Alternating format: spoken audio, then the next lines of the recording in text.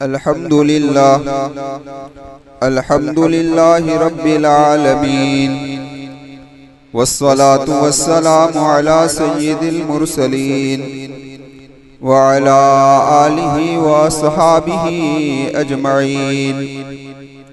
अम्मा बाद फ़क़द क़ाल अल्लाहु तबारक व तआला फ़िल कलामिल मजीद वल फ़ुरक़ानिल हमीद। अऊज़ु बिल्लाहि मिनश शैतानिर रजीम। बिस्मिल्लाहिर रहमानिर रहीम। इन्ना अंज़लनाहु फ़ी लैलतिल क़द्र वमा अदराका मा लैलतुल क़द्र। लैलतुल क़द्रि खैरुम मिन अल्फ़ि शहर। तनज़्ज़लुल मलाइकतु वर्रूहु फ़ीहा बिइज़्नि रब्बिहिम मिन कुल्लि अम्र। सलामुन हिय हत्ता मतलइल फ़ज्र। सदक़ल्लाहुल अज़ीम। मुअज़्ज़ज़ सामीन किराम और पर्दानशीन ख़वातीन, सबसे पहले तो अल्लाह तबारक व तआला का शुक्र अदा करते हैं कि अल्लाह ने मुझे और आपको दौलत ईमान नसीब फरमाई। इस ईमान ही की वजह से आज अल्लाह की पसंदीदा जगह मस्जिद के अंदर हम मौजूद हैं और अल्लाह तबारक व तआला का बड़ा फजल हुआ, बड़ा करम हुआ कि अल्लाह ने हमें रमज़ानुल मुबारक नसीब फरमाया। उसके 20 दिन अल्लाह तबारक व तआला ने आफियत, इज्जत व सेहत के साथ गुजार दिया। अल्लाह से दुआ करते हैं बाकी के जो दिन है वो भी खैर व आफियत, इज्जत, सेहत के साथ गुजार दे।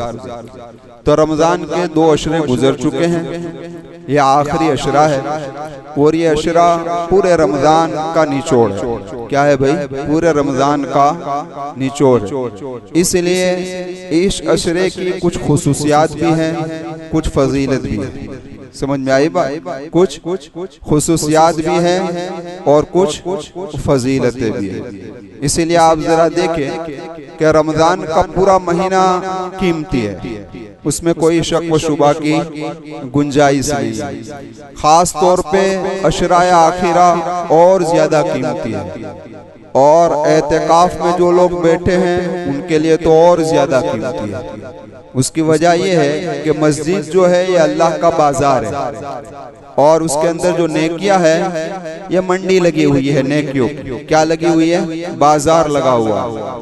और इंसान के पास जो वक्त है ये वक्त उसकी पूंजी है कि अब ये वक्त को इसके अंदर लगाकर ये जो मंडी में से इस चीजों को खरीदने लगे, इबादत करता रहे, नमाज, तिलावत, अज़कार जो कुछ भी है उसका फायदा क्या करता रहे भाई?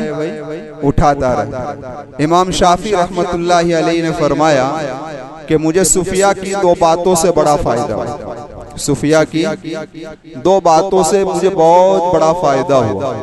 एक तो सुफिया की यह बात मुझे बड़ी फायदामंद साबित हुई कि सुफिया ने कहा कि वक्त जो है वो काटने वाली तलवार है। क्या है? काटने वाली तलवार है। तो फरमाते हैं सुफिया की या तो तुम इसको काट दो या फिर वो तुम्हें काट डालेगी। क्या कर डालेगी? वो तुम्हें काट डालेगी।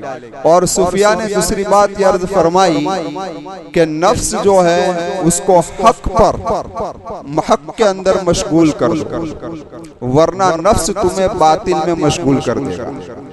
और यही हो रहा है आज। हम सब जो है वो नफ्स को पालने में लगे।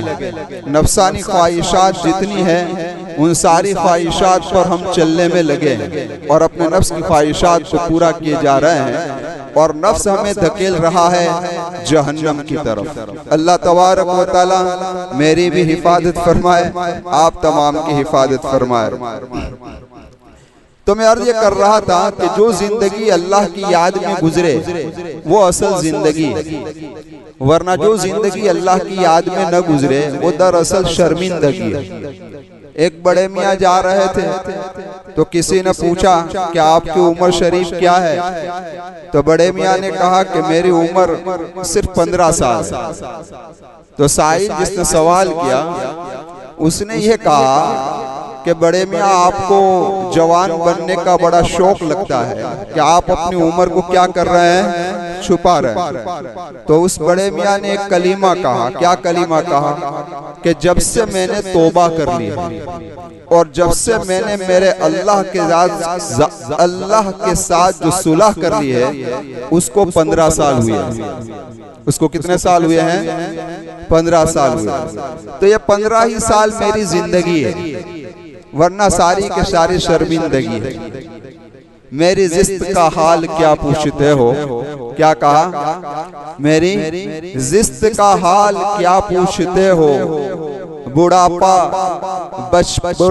न बचपन न मेरी जवानी, जो चंद साआतें यादें अल्लाह में गुजरी वही साआतें हैं मेरी जिंदगानी। समझ में आई बात? वही घड़ियां हमारी जिंदगी है, बाकी सारा के सारा क्या है भाई? शर्मिंदगी। तो हम जो यहाँ बैठे सारे लोग इस तरीके से अल्लाह के महबूब सल्लल्लाहु अलैहि वसल्लम के जमाने में अल्लाह के महबूब के पास सहाबा बैठते थे। क्या करते थे? सहाबा बैठा करते थे। एक बात नोट कर लो कि जिस तरीके से रमजान से पहले ये कहा जाता है कि अकाबीर रमजान को पढ़ा करो, कि हमारे अकाबीर ने किस तरीके से रमजान गुजारा, ताकि जब हम बड़ों के हालात पढ़ते हैं तो हमें शौक पैदा होता है कि बड़े ये अमल करते थे तो हमें भी करना चाहिए। इसी तरीके से अल्लाह तबारक व तआला के प्यारे नबी मोहम्मद रसूलुल्लाह सल्लल्लाहु अलैहि वसल्लम अपने असहाब के सामने अगली उम्मतों के नेक लोगों के नेक अमाल का तस्कीरा करते हैं। समझ में आई बात? नेक लोगों के नेक आमाल का तस्कीरा मोहम्मद रसूलुल्लाह सल्लल्लाहु अलैहि वसल्लम किया करते थे। ये तो एक बहाना है, यह मोमिनीन के लिए, मोमिनात के लिए और फरिश्तों के लिए। किसके लिए? फरिश्तों के लिए। वरना आप जरा देखें कि जिसको मकाम मिला है वो सोहबत मोहम्मद रसूलुल्लाह से मिला है। उलमा ने लिखा है कि हजरत जिब्राइल अलैहिस्सलाम को अल्लाह तबारक व तआला ने सारे फरिश्तों पर फजीलत क्यों दी? तो कि यही वजह थी कि जितनी सोहबत हजरत जिब्राइल ने मोहम्मद रसूलुल्लाह की पाई है, इतनी सोहबत किसी और फरिश्ते ने पाई नहीं है। इसी सोहबत की वजह से मकाम हजरत जिब्राइल अलैहिस्सलाम को मिला। और सहाबाए किराम रिज़वानुल्लाहि ताला अलैहि मजमईन में से भी जिन सहाबाए किराम ने नबी करीम सल्लल्लाहु अलैहि वसल्लम के साथ सोहबत में वक्त ज्यादा गुजारा, इल्म के एतबार से, हिकमत के एतबार से, तस्कियाए नफ्स के एतबार से, तस्कियाए बातिन के एतबार से उनका मकाम ऊंचा है। आप इन उलमाए किराम से पूछ लो। तो मैं अर्ज कर रहा था, अल्लाह के महबूब सल्लल्लाहु अलैहि वसल्लम अगली उम्मतों के नेक लोगों के हालात बयान कर रहे थे। तो एक मर्तबा मेरे महबूब ने फरमाया कि हजरत अय्यूब ने, हजरत हिस्कील ने, हजरत जकरिया ने और हजरत यूशा इब्न नून ने 80 साल इस तरीके से अल्लाह की इबादत मुसलसल की कि एक लम्हा के बराबर भी उनके दिल में गुनाह का ख्याल आया नहीं। तो सहाबा को बड़ा ताज्जुब हुआ। सहाबा को क्या हुआ भाई? बड़ा ताज्जुब हुआ। तो सहाबाए किराम रिज़वानुल्लाहि ताला अलैहि मजमईन अपनी उम्रों की तरफ देखने लगे, इस बिना पर कि इस उम्मत की जो उम्र है वो तो 60 और 70 साल की है। तो उस पर अल्लाह तबारक व तआला ने रहम फरमाकर इस उम्मत पर यह सूरत नाजिल फरमाई। समझ में आई बात के नहीं? इस पर यह सूरत क्या हुई? नाजिल। ए मेरे महबूब सल्लल्लाहु अलैहि वसल्लम, जिस तरह आपके लिए हमारे यहाँ न मकान देखा जाता है, न लामकान देखा जाता है, न ज़मा देखा जाता है, न वक्त देखा जाता है, ए मेरे महबूब इसी तरह आपकी उम्मत के लिए उम्र की कमी बेशी नहीं देखी जाएगी। ए मेरे महबूब, हम आपकी उम्मत को एक ऐसी रात अता फरमाएंगे कि जिस रात के अंदर इबादत को हम इस कदर फैला देंगे कि वो हजारों महीनों पर गालिब आ जाएगी। इसीलिए कुरान करीम में अल्लाह तबारक व तआला ने फरमाया, इन्ना अंज़लनाहु फी लैलतिल क़द्र वमा अदराका मा लैलतुल क़द्र लैलतुल क़द्रि खैरुम मिन अल्फि शहर। हजारों महीने से बेहतर है मेरे महबूब तेरा उम्मती सिर्फ एक रात मेरे सामने खड़ा हो जाए, मेरी याद के अंदर गुजार दे। मैं इसकी इबादत को इस कदर फैला दूंगा कि अगली उम्मतों की उम्रें उन पर तंग आ जाया करेगी। तो यह है इन्ना अंज़लना का शाने नुज़ूल। इसीलिए जरा आप गौर करें, इस सूरत से पहले अल्लाह तबारक व तआला ने जो सूरत कुरान करीम में तरतीब के एतबार से है वो कौन सी, तो के इक़रा बिस्मि रब्बिकल्लज़ी खलक़, यही है ना, समझ में आई बात। और फरमाया हमने हर इंसान के अंदर खैर का मादा भी रखा है, वो शर का मादा भी रखा है। अगर इंसान अपने लेवल से ऊपर होना चाहता है तो उसके अंदर दो कमाल पैदा करने पड़ेंगे। एक कायनात में बसने वाले इंसान, तुम अपने अंदर दो कमाल पैदा कर लो और अपने लेवल को आगे बढ़ा लो। एक है अपने इल्म के अंदर कमाल पैदा करना पड़ेगा और एक है अपने अमल के अंदर कमाल पैदा करना पड़ेगा।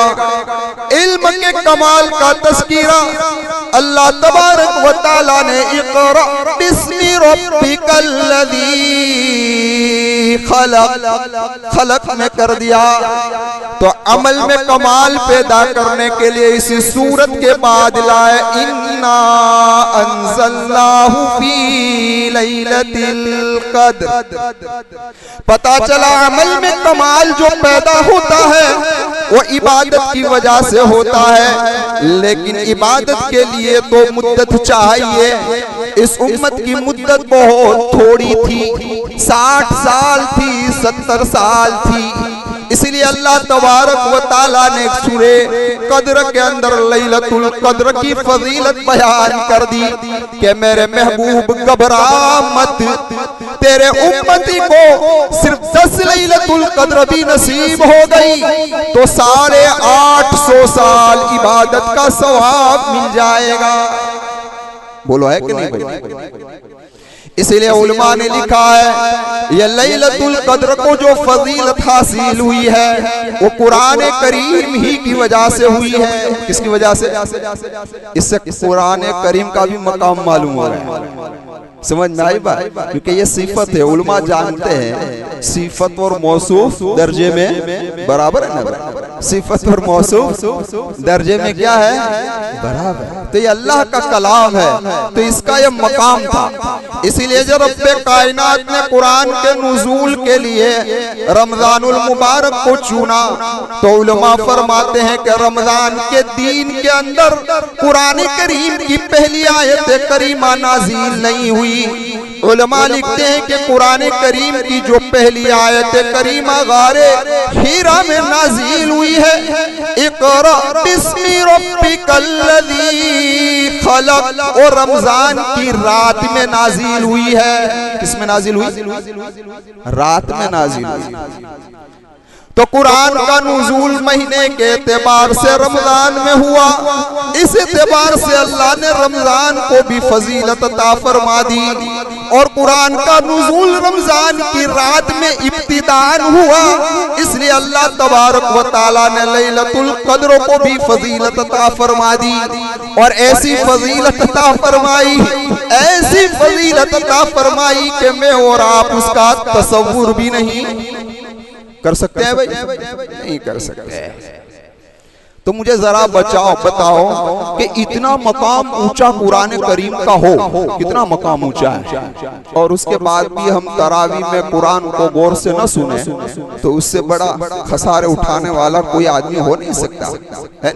हमने सुना तरावी सुनाई जाती है, पीछे लोग मोबाइल में स्टेटस देखते हैं, जब इमाम साहब रुकू में जाते हैं तो शरीक हो जाते हैं। ये हमारा हाल है।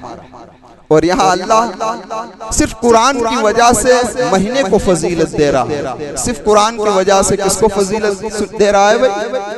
रात को फजीलत दे रहा है। और जब बात साफ है कि जब तारीख के अंदर ऐसा अजीम शान वाक़िया पेश आए, समझ में आई बात, तो इंसान को क्या मनाना चाहिए? खुशी मनाना चाहिए। इसलिए आप जितने भी मज़ाहिब है, सारे मज़ाहिब की तारीख पढ़ के देख लो, कोई वाक़िया होगा इनके लोग खुशी मनाते होंगे, त्यौहार मनाते होंगे, लेकिन इनके त्यौहार का तरीका क्या है? अलग है। लेकिन शरीयत मोहम्मद सल्लल्लाहु अलैहि वसल्लम ने खुशी किस तरीके से मनाना ये भी बताया। तो एक अजीम शान वाक़िया था, गारे हिरा में पेश आया। इक़रा बिस्मि रब्बिकल्लज़ी खलक़ का नुज़ूल हुआ। कुरान करीम अर्श मुअल्ला से ज़मीन पर उतरा। तो ऐसा अज़ीम शान वाक़िया था कि ईमान वालों को खुशियां मनानी चाहिए। तो अल्लाह तबारक व तआला ने लैलतुल क़द्र की फजीलत इस कदर बयान कर दी कि उम्मत मोहम्मद इस रात में इबादत में आ जाए। किस पर आ जाए? अपनी खुशी का इजहार इबादत से करे। और आप जरा आप देखें कि हमारी जितने भी खुशी के त्यौहार दो है। हमारी ईद कितनी? दो, ईद उल फित्र और ईद उल अज़हा। दोनों में खुशी मनाने का तरीका क्या? तो कि 5 वक्त की नमाज फर्ज थी, छठी लगा दी, छठी लगाई। ईद उल अज़हा में क्या क्या? एक नमाज बढ़ाई और कुर्बानी बढ़ा दी। यानी कहा कि मुसलमान तो खुशी का इजहार इबादत करके करेगा। किस तरीके से करेगा? हाँ, उसकी खुशी का इजहार में भी क्या होगा भाई? इबादत होगी। तो यहाँ भी कुरान के नुज़ूल का वाक़िया था और खुशी का मौका था। अल्लाह ने कहा कि लैलतुल क़द्र की फजीलत अपने कलाम में पेश कर कर सबको इबादत में लगा दिया, ताकि मेरे बंदो तुम खुशियां मनाते रहो। जरा गौर करें आप, जरा सोचे, अल्लाह तबारक व तआला ने हजरत मूसा अलैहिस्सलाम को जो चीज कोहे तूर पर अता फरमाई, वो सारी चीज इस उम्मत मोहम्मद सल्लल्लाहु अलैहि वसल्लम को रमजान में अता फरमा दी। ववादिना मूसा 30 लैलतन व अतममनाहा बिअशरिन फतम्म मीक़ातु रब्बिही 40 लैला। हजरत मूसा अलैहिस्सलाम ने कोहे तूर पर रोजे रखे। हजरत मूसा अलैहिस्सलाम ने कोहे तूर पर एतिकाफ किया। जब एतिकाफ मुकम्मल हुआ तो तौरेत मिली। तौरेत मिली तो शौक दीदार के अंदर कलाम अल्लाह तबारक व तआला से कलाम किया। जब कलाम मुकम्मल हो गया, शौक दीदार का ज़ौक़ व शौक पैदा हुआ, तो कहने लगे रब्बी अरिनी अंजुर इलैक। मेरे अल्लाह ने फरमाया लन तरानी, ए मूसा तू मुझे नहीं देख सकता। अल्लाह तबारक व तआला ने अपने तजल्ली कोहे तूर पर उतारी। तो कुरान करीम ये कह रहा है जअलहू दक्कन व फखर्र मूसा सईका। हजरत मूसा अलैहिस्सलाम बेहोश होकर गिर गए। ए उम्मत मोहम्मद सल्लल्लाहु अलैहि वसल्लम, मैंने अपने जलीलुल कद्र नबी हजरत मूसा अलैहिस्सलाम को जो कोहे तूर पर अता फरमाया, वो सारा के सारा मैंने तुम्हें रमजान में अता कर दिया। रमजान में रोजे भी रख दिए, रमजान में एतिकाफ भी रख दिया, और रमजान ही के अंदर हमने तुम्हें कुरान करीम भी अता फरमाया। और हजरत मूसा ने दीदार की और हजरत मूसा ने हमसे कलाम किया।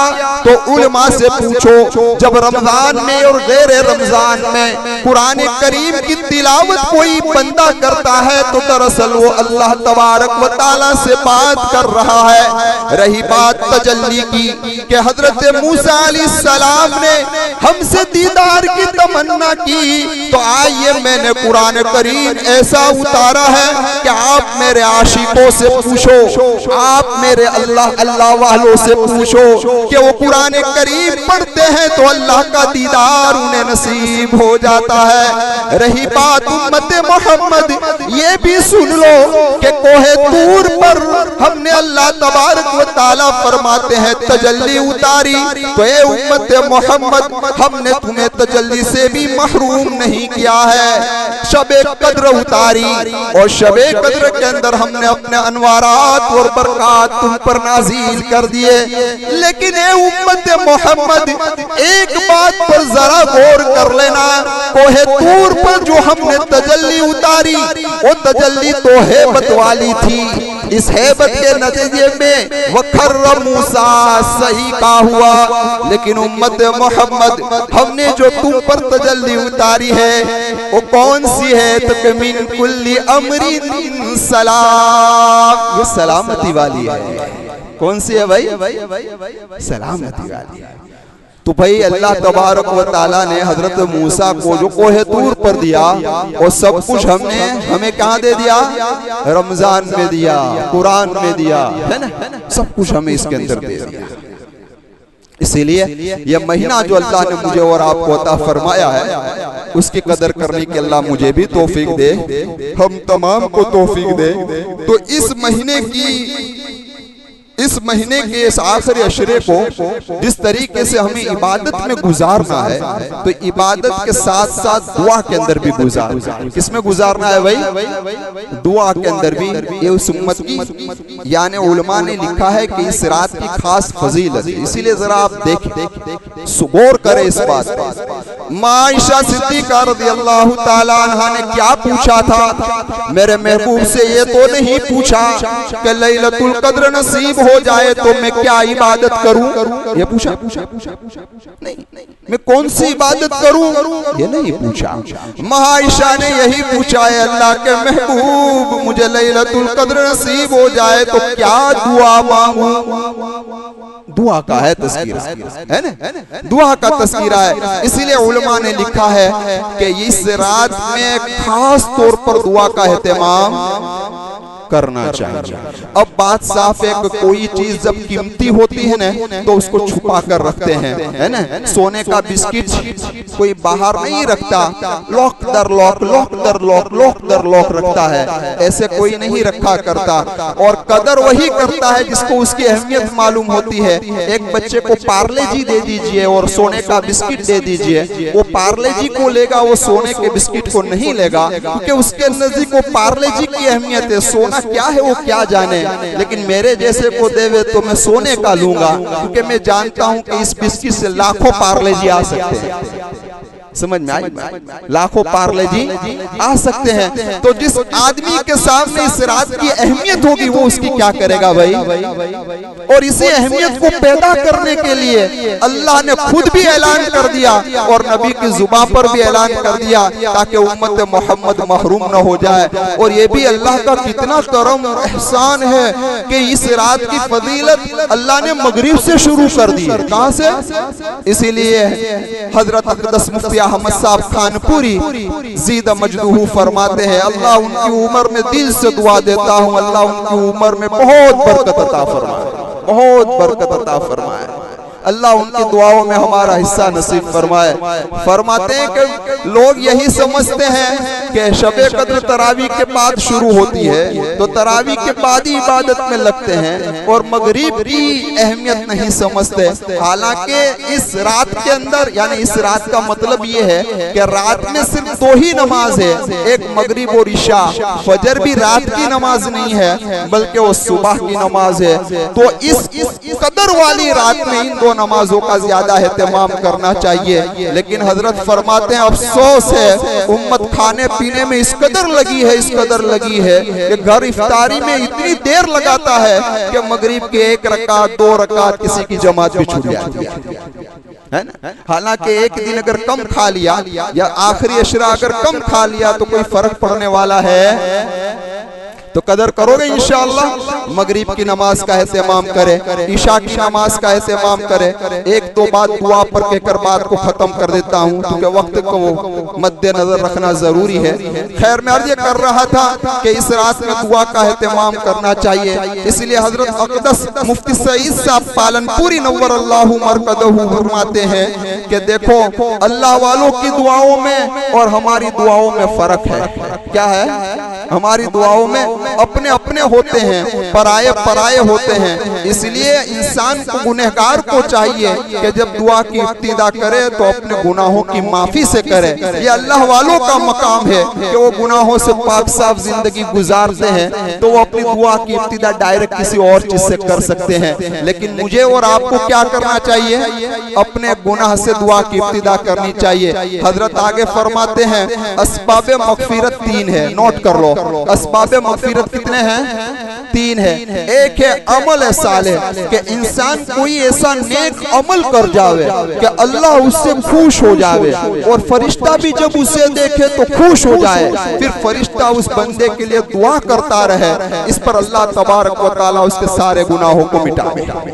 ये है अमल सालेह, सारे गुनाहों को मिटा दे। तो कुर्बान जाइए हजरत अली रज़ी अल्लाह तआला अन्हु पर और हजरत उमर रज़ी अल्लाह तआला अन्हु पर कि बैहक़ी की रिवायत है कि जब हजरत अली ने देखा कि लैलतुल कद्र में हजरत जिब्राइल उतरते हैं और जो लोग अल्लाह की इबादत में मशगूल है उनके लिए दुआएं करते हैं, तो हजरत अली ने हजरत उमर को मशवरा दिया, ए उमर कोई ऐसा निजाम क्यों न बनाया जाए कि जब हजरत जिब्राइल जमीन पर उतरे तो सारे लोग इबादत में हो। तो हजरत उमर ने ये तरावी जमात से शुरू करवाई। क्या करवाई भाई? ये जमात से तरावी हजरत उमर रज़ी अल्लाह तआला अन्हु ने शुरू करवाई। वो अगर तरावी न होती मेरे नौजवान तो आज उम्मत 1 घंटा भी मस्जिद में ना आता। तरावी के सदके में 1 घंटा तो आता है। तो जिब्राइल उतरते हैं, देखा माशाअल्लाह सब तरावी में लगे हुए हैं, तो फिर हो सकता है कि जिब्राइल की दुआ लग जाए और हमारे गुनाह। तो एक है अमल सालेह, एक है अमल सालेह। दूसरा है फैज़े मलकूती। फैज़े मलकूती किसे कहा जाता है उसको समझ लो। फैज़े मलकूती कहा जाता है कि इंसान अपनी जिंदगी के वरक को तब्दील कर दे। पहले जानी था, अब जीना छोड़ दिया, पहले चोर था, चोरी छोड़ दी, जो कुछ भी है जिसमें मुब्तला था उसको छोड़ दिया, अपनी जिंदगी के वरक को पलट दिया। इसीलिए कहा जाता है कि हज मबरूर सारे गुनाहों का कफ़ारा है कि जब किसी की हज कबूल हो जाती है तो उसकी जिंदगी क्या हो जाती है भाई? तब्दील हो जाती है। तो ये है फैज़े मलकूती कहा। और तीसरा जो फरमाया रूह इमदादी, फिर बात को खत्म कर देता हूँ। रूह इमदादी उसे कहा जाता है कि अल्लाह के सामने इंसान अपने गुनाहों का एतराफ कर उसके सामने माफी मांगे, सारे गुनाहों की तो माफी मांगेंगे। आखिरी बात सुन लो, अल्लाह के महबूब सल्लल्लाहु अलैहि वसल्लम एक मारिका से वापस आ रहे थे, रास्ते में समंदर आ गया, समंदर साहिली इलाका था। आप साहिली इलाके पर ठहर गए और आपने वहां पर नमाज पढ़ी। कुर्बान जाए मेरे आका पर, मेरे आका को अल्लाह तबारक व तआला मकाम महमूद में आला दर्जा अता फरमाए। मेरे आका उम्मत को उस मौके पर भी नहीं भूले, उस मौके पर उम्मत के लिए अल्लाह तआला के महबूब दुआ कर रहे हैं, साहिल सामने है। तो देखिए दुआ किसकी कर रहे हैं? उम्मत की मगफिरत की दुआ कर रहे थे। तो अल्लाह तबारक व तआला ने एक परिंदा भेजा। ये परिंदा आया, उसने साहिल इलाके में आप जानते हैं कि आगे रेत हुआ करती है, तो उस परिंदे ने अपनी चोंच के अंदर रेत के कुछ दाने लिए, फिर समंदर के ऊपर गया और फेंक के चला आया, वापस आया, फिर यही अमल किया, वापस आया, फिर यही अमल किया।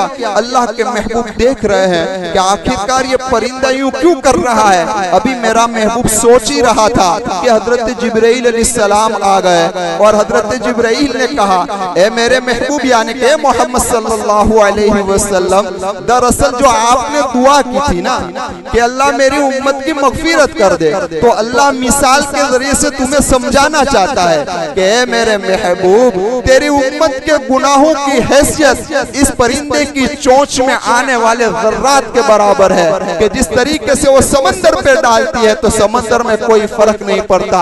और अल्लाह की रहमत समंदर की तरह जोश मारने वाली है। तो तेरी उम्मत के सारे गुनाहों को अल्लाह तबारक व तआला अपनी रहमत से क्या कर देगा। इसलिए इन रातों में हमें इस्तिग़फ़ार करना चाहिए, तौबा करना चाहिए। अल्लाह तबारक व तआला मेरे गुनाह भी माफ कर दे, आपके गुनाह भी माफ कर दे। बड़ों ने तो यही कहा है कि बड़ों का हुक्म सर आंखों पर है, दुआ कराने का कहा है। लेकिन इससे बेहतर किसकी दुआ हो सकती है कि जो अपने घर बार को छोड़कर आया हो, अपनी बीवी को छोड़कर आया हो और मोतक़िफ़ बनकर मस्जिद में आ गया हो, तो अल्लाह उनसे ज्यादा राजी होगा। तो मैं कहूँगा कि हजरती दुआ फरमा दे। दुआ इबादत है, यकीन के साथ मांगे। किससे मांगते हैं? तमाम आलम का रब, सबका खालिक और सबका मालिक, सब उसी के पास, पर हम सब उसी के भिखारी हैं। सबको उसी ने दिया, आज भी दे रहा है, हमेशा वही देगा। देते देते नहीं थका, उसका खजाना कम नहीं हुआ और कभी नहीं होगा, तो वो बहुत देगा। शर्त यह है कि हम यकीन के साथ मांगे कि मेरे अल्लाह आज तो तू हमारी झोली भर ही देगा, आज तो मेरी माफी होने वाली है, आज तो सारे मेरे मसले हल होने वाले ही हैं। सारे दर पर गया, मैं धक्के खाकर वापस आया, मायूस हो गया।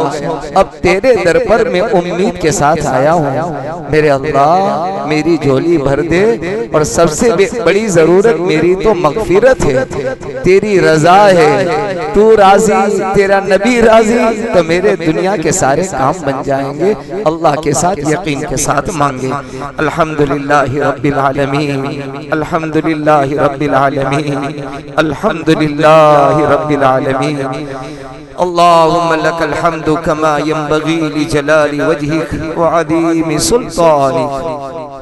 या अव्वलल अव्वलीन, या अव्वलल अव्वलीन, या आखिरल आखिरीन, या ज़ल क़ुव्वतिल मतीन, या राहिमल मसाकीन, या राहिमल मसाकीन, या कंज़ल फ़ुक़रा, या हिर्ज़ल ज़ुअफ़ा, या हकीमर रजा। या अल्लाह, या अल्लाह, या अल्लाह, या रहमान, या रहीम, या बदीअस समावाति वल अर्द, या फातिरस समावाति वल अर्द, वलिल्लाहिल अस्माउल हुस्ना, वलिल्लाहिल अस्माउल हुस्ना फदऊहु बिहा। अल्लाह तेरे बड़े प्यारे प्यारे नाम हैं। अल्लाह तुझको तेरे नाम से हम पुकारते हैं, तेरे नाम से हम बुलाते हैं। ये अल्लाह हमारी जुबान गंदी है, तेरा नाम बड़ा पाक है। अल्लाह हम गंदे हैं, तेरी जात सुबहान है। ए अल्लाह, ए अल्लाह हम सबको माफ फरमा दे, हमारे घर वालों को माफ फरमा दे, हमारे बीवी बच्चों को माफ फरमा दे, करीब दूर के रिश्तेदारों को माफ फरमा दे, हमारे ननियाली ददियाली ससुराली रिश्तेदारों को माफ कर दे, खुसूसन हमारे माँ बाप को माफ फरमा, हमारे माँ बाप को माफ फरमा, हमारे माँ बाप को माफ फरमा। दुनिया में आने का, दो लफ्ज बोलने का, दुनिया में चलने फिरने का सलीका और तरीका सीखने का एक बहुत बड़ा जरिया अल्लाह तूने हमारे माँ बाप को बनाया। हम कितने नालायक, हमें तो हर वक्त आपके दरबार में उनकी मग़फ़िरत की भीख मांगनी चाहिए थी। अल्लाह महीनों महीनों हफ्तों हफ्तों गुजर गए, अपनी कब्र में हमारे आने का इंतजार करते रहे। आज मेरी नालायक औलाद आएगी। हे अल्लाह हमारे माँ बाप को माफ फरमा, हयात और जिंदा हो इनकी उम्रों में सेहत इज्जत आफियत वाली जिंदगी अता फरमा, आफियत के साथ बरकत अता फरमा, इनकी नाफरमानी और बद्दुआ से हमारी हिफाजत फरमा। अल्लाह वो क्या बद्दुआ माँ देगी, वो तो माँ आह निकाल देती है। ए अल्लाह उस आह से भी हमारी हिफाजत फरमा, ए अल्लाह उस आह से भी हमारी हिफाजत फरमा। ए अल्लाह हमारे माँ बाप में हयात और जिंदा दोनों या कोई एक हो, अल्लाह मजबूरी वाली जिंदगी से इनकी हिफाजत कर देना, मजबूरी वाली जिंदगी से उन्हें बचा लेना। ए अल्लाह इनकी दुआ में हमें शामिल फरमा देना, अल्लाह इनकी दुआ में हमें शामिल फरमा लेना, इनकी बद्दुआ से हमारी हिफाजत फरमा लेना। अल्लाह तेरे नाम की तूने तौफीक दी, तेरे घर पर तूने बुलाया है, करीब और सखी जब बुलाता है महरूम नहीं करता, अल्लाह महरूम नहीं करता। एक दुनिया का सेठ किसी फकीर को बुलाता है तो फकीर बड़ी उम्मीद के साथ सबको कहता है कि आज तो सेठ साहब ने बुलाया है, आज तो सखी ने बुलाया है। ए सखियों के सखी, ए करीमों के करीब, ए बादशाहों के बादशाह, तेरे पास तो सब कुछ है, तूने ही सबको दिया, आज दे रहा है। अल्लाह हम सब गुनहगार खतावार तेरे दरबार में गलत जिंदगी की माफी की भीख मांगने के लिए फकीर बनकर आए हैं। ये अल्लाह हम सबको माफ फरमा दे, हमारी बिगड़ी बना दे, हमारी बिगड़ी बना दे, हमारी बिगड़ी बना दे। अल्लाह अपने आमाल के जरिए से हमने अपनी जिंदगी को तबाह किया, बर्बाद किया, जहन्नम के करीब कर दिया है। ए अल्लाह, ए अल्लाह हमें हिदायत अता फरमा दे, हमें हिदायत अता फरमा दे। हमारी पेशानी के बालों को पकड़ पकड़ कर हिदायत के रास्ते पर हमें डाल दे। अल्लाह नेकियों का शौक और नेकियों से मोहब्बत दे दे, गुनाहों से अल्लाह नफरत दे दे, गुनाहों से नफरत दे दे। अल्लाह एक गंदगी की बू से हम नफरत करते हैं, उससे ज्यादा गुनाहों की बदबू से अल्लाह हमें नफरत अता फरमा दे। अल्लाह आज तक की जरूरत आप ही ने पूरी की, आप ही ने पूरी की। अल्लाह कहीं भी आप हमें यारो मददगार नहीं छोड़। ए अल्लाह हम आपसे यही उम्मीद करते हैं, यही यकीन रखते हैं। ए अल्लाह अपनी मखलूक के हवाले न करना, अपनी मखलूक के हवाले न करना, तू ही हमारा खालिक और मालिक है। अपने खजाने से हमारी दुनिया आखिरत की जरूरत को पूरा कर देना। बहुत बड़ा तबका बीमारियों में, माहे मुबारक अस्पतालों में ये अल्लाह इधर से उधर दौड़ने में गुजर रहा है। अल्लाह तेरे फैसले पर हम राजी हैं, हम राजी हैं। हम अपनी कमजोरी तेरे सामने पेश करते हैं। हम थक चुके हैं मौला, हम थक चुके हैं। हमारे कैंसर के मरीजीन को कामिल शिफा अता फरमा, कामिल शिफा अता फरमा। मकरूदीन को आफियत इज्जत के साथ कर्जों से निकाल दे। सलाखों के पीछे ईद के दिन करीब आ रहे हैं। अल्लाह इनके घर वाले इंतजार कर रहे हैं। आज बेल होगी, कल जमानत होगी।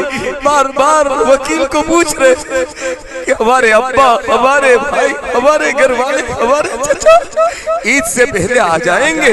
ये अल्लाह वकील दिलासा दिलाता है, फिक्र न करो वो आ जाएंगे। मेरे अल्लाह जजों के दिल तेरे कब्जे में है, जजों के कलम तेरे कब्जे में है। अल्लाह फैसला तो आसमानों पर करता है, जमीन पर इसका निफाज होता है। अल्लाह हमारे इन मजलूम बेबस बेकस बेकसूरों को आफियत के साथ रिहाई अता फरमा दे, बाइज्जत बरी फरमा दे, बाइज्जत बरी फरमा दे, बाइज्जत बरी फरमा दे। अल्लाह हम सबको हिदायत अता फरमा। आपने माँ की गोद में कलमा दे दिया, ईमान दे दिया, इस्लाम दे दिया, अपना कुरान दे दिया। अल्लाह मौत के वक्त कलमा नसीब फरमा देना, कमाल ईमान के साथ दुनिया से जाना मुकद्दर कर देना। आफियत वाली, इज्जत वाली, कलमे वाली, तेरी रदा वाली, तेरे हबीब की खुशनुदी वाली मौत अता कर देना। मदीने की मौत दे देना, बकी में जगह दे देना, नबी के कदमों से उठना नसीब फरमा देना। ये अल्लाह जिन लोगों ने दुआओं के लिए कहा, लिखा, सुना, मुतमन्नी मुतवक्के है, उस पर हमारा हक है। इनके दुनिया आखिरत की हाजतें जरूरत अपने खजाने से पूरी फरमा दे। बहुत बड़ी जमीयत, बहुत बड़े तेरे नेक बंदे बंदियां हरम मदीना, हरम मक्का में एतिकाफ के अंदर तेरे दर पर पड़ चुके हैं। अल्लाह इनकी दुआ में हमें शामिल फरमा ले। जितने तेरे नेक बंदे बंदियों ने अल्लाह इस माह मुबारक में एहतिकाफ शुरू कर दिया है, जितनी खैर तुझसे मांगे हैं अल्लाह उन खैर को हमारे हक में मुकद्दर फरमा। जिन शुरूर से पना चाहिए या पना चाहेंगे अल्लाह उन शुरूर से हमारी पूरी उम्मत की हिफाजत फरमा। हमारी दुआओं को अपने फजल अपने करम प्यारे आका मुहम्मदुर रसूलुल्लाह सल्लल्लाहु अलैहि वसल्लम के सदके तुफैल में कबूल फरमा। सल्लल्लाहु तआला अला रसूल खैर खल्क़िही सय्यिदिना मुहम्मद व अला आलिहि व सहाबिही अजमईन बिरहमतिका या